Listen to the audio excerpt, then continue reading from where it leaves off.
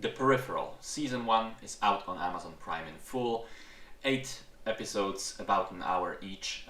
New science fiction show starring Chloe Grace Moretz. An adaptation of a 2014 novel written by William Gibson.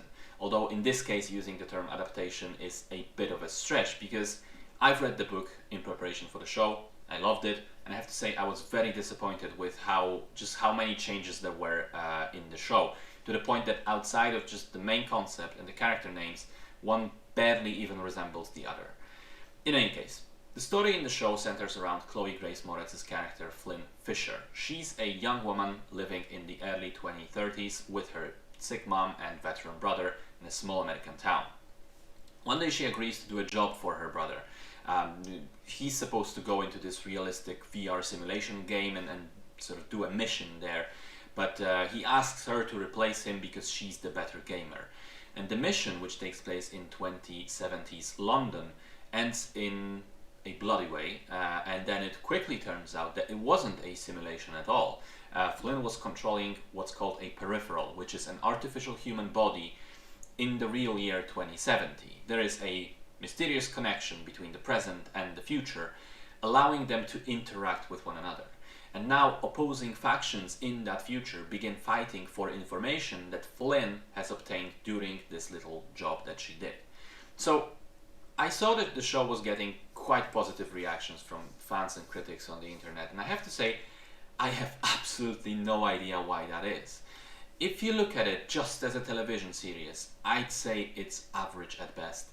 With an interesting concept, but mediocre execution, weak performances, and flat characters. But if you look at it as an adaptation of Gibson's novel, it's outright awful. There are, important characters missing, others invented specifically for the show. Many of the relationships are changed for the worse. The events play out in other ways. The show even drops the novel's narrative, which switches between Flynn and Wilf as protagonists back and forth, to have more of an ensemble cast instead. And it seems like it just completely misunderstands what was so great about the book and its atmosphere and the themes that it explored. And really, most of those changes are for the worse. Wilf is a shadow of his book self as a character. Lowbeer is far less interesting. The peripherals being exact copies of the pilots' bodies instead of just looking differently is kind of boring. But worst of all, the way the story plays out in the book taps into, in my opinion, one of the greatest feelings that cyberpunk work can evoke, which is this feeling of helplessness and the characters being caught up in a situation larger than themselves, biting more than they can chew. In the book, this is really well done because in the future timeline, a couple of powerful key players are interested in what's going on, but in general, it's a rather small affair. It's nothing world-ending, and even for the people interested, it's like a pastime. It's a game that they're playing because they're so rich that they're just bored. And in the meantime, the results of this silly little game are felt in the present timeline as literally impacting the world economy overnight. And the present-day characters feel, incredibly small or at the mercy of the more powerful. And there is very little of that remaining in the show. Flynn and her gang are given more agency, and the plot itself is way more generic as a result. And it's genetically shot and designed. There was almost nothing in the show, save maybe for the giant statues in the future London, that made me think, wow, that's original. I haven't seen this one before.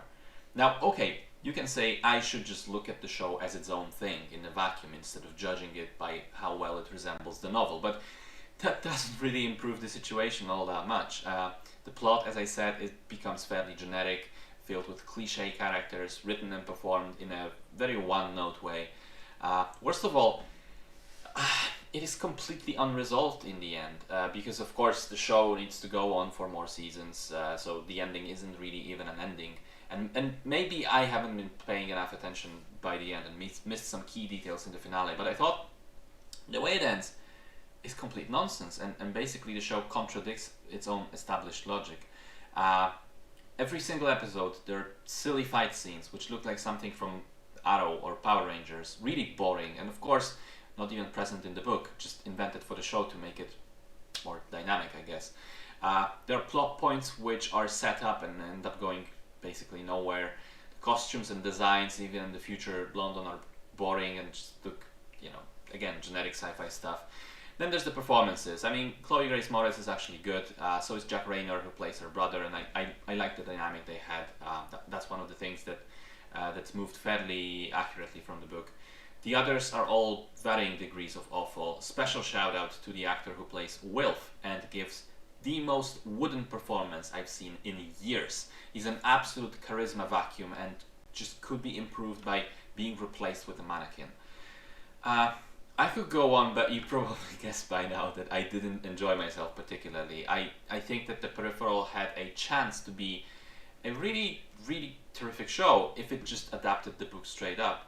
The way it's written, I thought, makes it kind of easy with the quick pacing and switching perspectives. And some people have complained about the writing being difficult to get into because Gibson is using a lot of futuristic slang and doesn't exactly explain things right from the start.